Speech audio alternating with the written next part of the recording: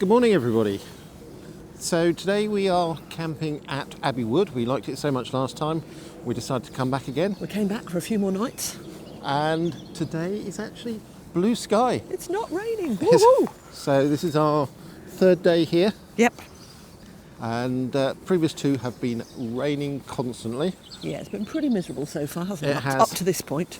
Went for a run yesterday, got absolutely drenched. But there you go, it's just one of those things, isn't it?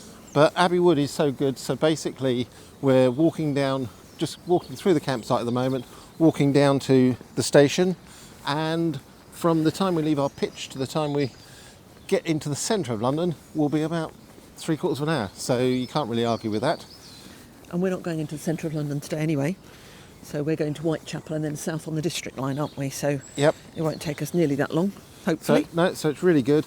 So today we are going on HMS Belfast, and then we are going to the Churchill war rooms. So we're quite looking forward to today, actually. Yeah, very much. Never been to either of them before. No. So it'll be really interesting to see what they're like. So today we're going to HMS Belfast, and we said it would take about 3/4 of an hour into the middle of London, but actually it only took 35 minutes to here, which is really impressive. As I said before, I've no idea what HMS Belfast will be like, but it'll be very interesting to see. This is a great view. HMS Belfast with the City of London behind, with the walkie-talkie and all the high-rises. Very cool.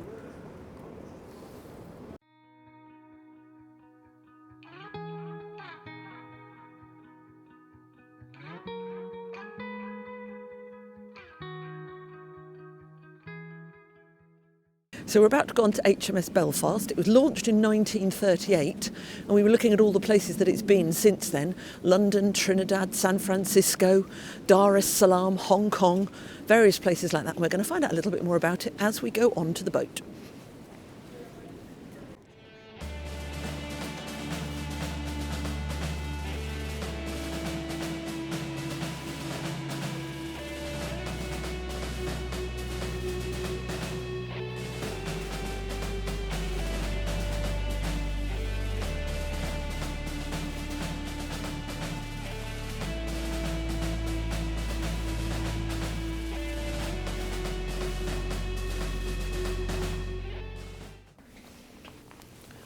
So we're climbing up pretty much to the top, my head, of the boat, and this is sort of where we're starting our tour, really.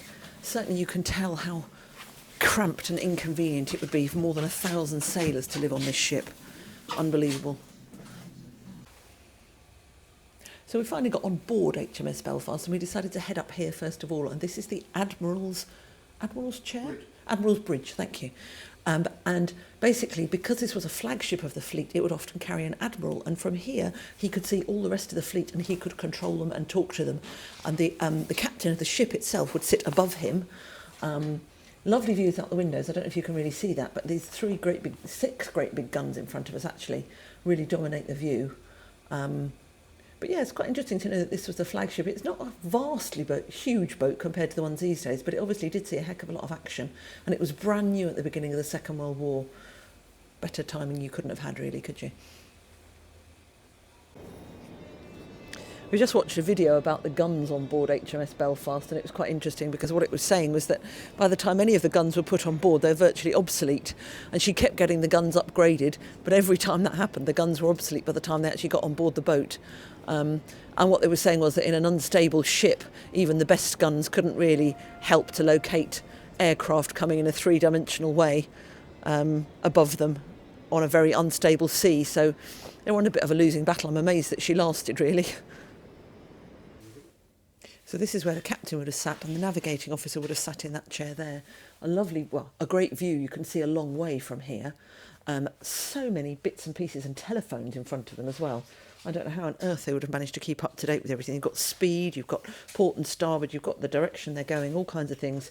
As I say, and 3, 4, 5, 6 telephones here as well, presumably to communicate with different parts of the ship, I'm assuming, and there's also 6 telephones over there as well.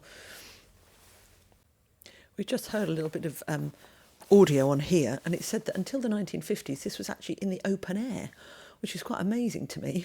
They would have been absolutely freezing up here as well with the wind and everything. But this was part of the modernisation, this was enclosed in the 1950s. Unbelievable. We've just been hearing about the fact that there used to be 2 walrus-style aircraft on here, which were sort of ones that you could lower the undercarriage and land on land, or you could land on the water. But they were only on here for about 4 years before they were decommissioned in the middle of the war, actually, in 1942. And this is the boat deck that we're on now, and we're just going to find out a little bit more about it.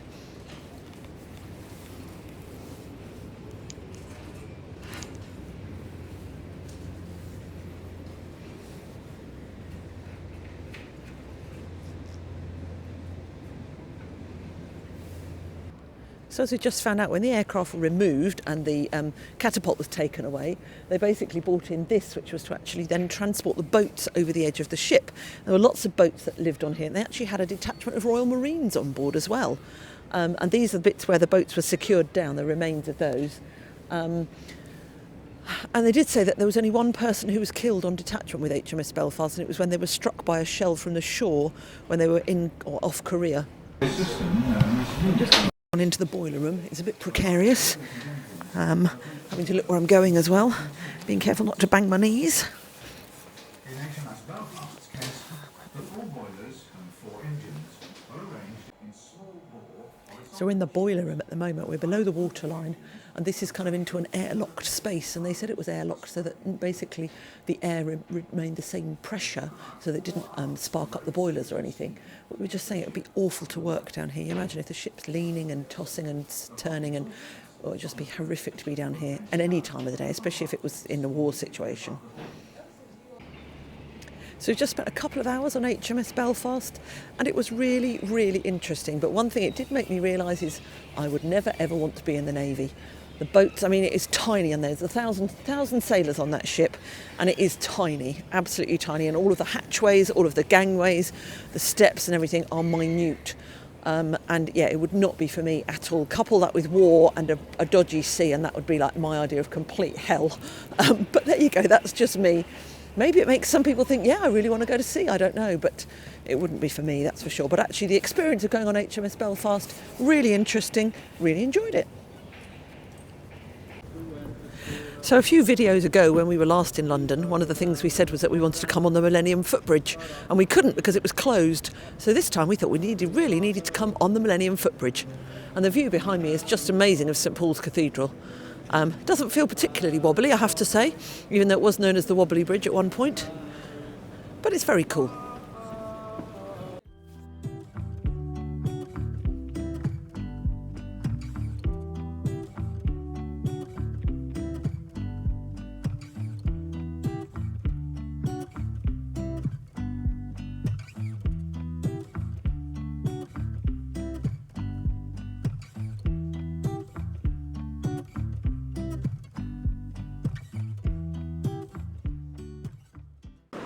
So we've just been into the Churchill war rooms, which were very interesting, although, as Roger said, it was too much about Churchill. A bit of an interesting comment. It was interesting about the war as well, and it was very much about him, his life, that kind of thing. We spent about an hour and a half in there, I guess, something like that. Yeah, it was very good. Yeah, I think it was it worth the money? I don't know, 28 quid or something to get in? Was it £20 to get in? I can't really remember. I don't know whether it was worth £20 or not, but there's a lot to read, I would say. We probably could have spent a lot longer in there, actually, as well, couldn't we? Because we didn't read everything, because we were getting a bit tired, to be honest. But, yeah, we probably could have spent probably double the amount of time in there if we'd read everything. So in that case, it probably is value for money, actually, thinking about it, yes. Nothing like changing your mind, is there?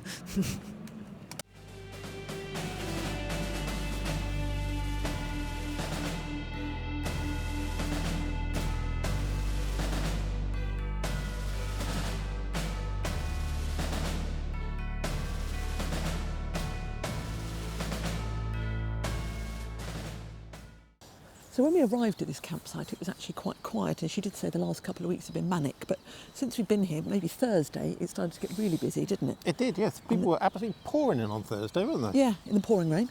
Yes. Yeah. But yeah, it's certainly a lot busier than it was when we arrived. I'm guessing maybe people are coming for the weekend or something. Yeah, it's now Saturday. Actually a lovely day at the moment. It is. It's considerably nicer than it has been. But as you say, it's quite crowded here at the moment. But it's such a convenient campsite, I'm not surprised. No, it's great. You were chatting to somebody this morning, weren't you, who'd been to Frozen the musical and been on open top buses and... Yeah. Cutty Sark and other bits and pieces. So, yeah, no, it's perfect location for anyone who wants to come up to London. Definitely. So we've done 3 things since we've been here. Well, 3 main things so far. We have. We went to the Tower of London, Went, which cost £33.60. Yep.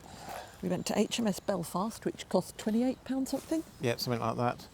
And then the Churchill Churchill Warrens, which cost £30, I think, didn't they? Something around For an those adult, lines. this was. Yes. So, what's your thoughts? Which do you prefer? I definitely think the Tower of London was the best value and the most interesting. Yes, it was. Yeah, no, I would totally agree with that. It was just amazing, wasn't it? The fact that we were there for, I don't know, 3.5 hours, something like that. Yeah. Something like that. And the fact that we could have stayed there longer. But the amount we obviously, quite ignorant obviously, because the amount that we actually learnt while we were there was incredible actually, wasn't it? It was, and just the sheer scale of the history that's all around you. I mean, buildings that are 1,000 years old that you're allowed to wander up and down in, which is just, that's just amazing to me. Yes, yeah. And you can quite see why Americans and things would absolutely lap it all up as well, can't you really? Yeah, definitely.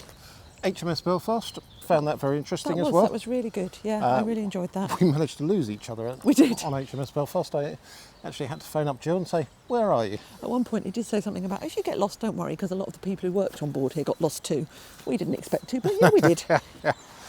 So no, that was very interesting. Really It was. enjoyed that. Yeah. Churchill Warrens, they were okay. So I know it's the Churchill War Rooms, but it was a lot about Churchill. It was mainly about Churchill, wasn't it? Almost exclusively.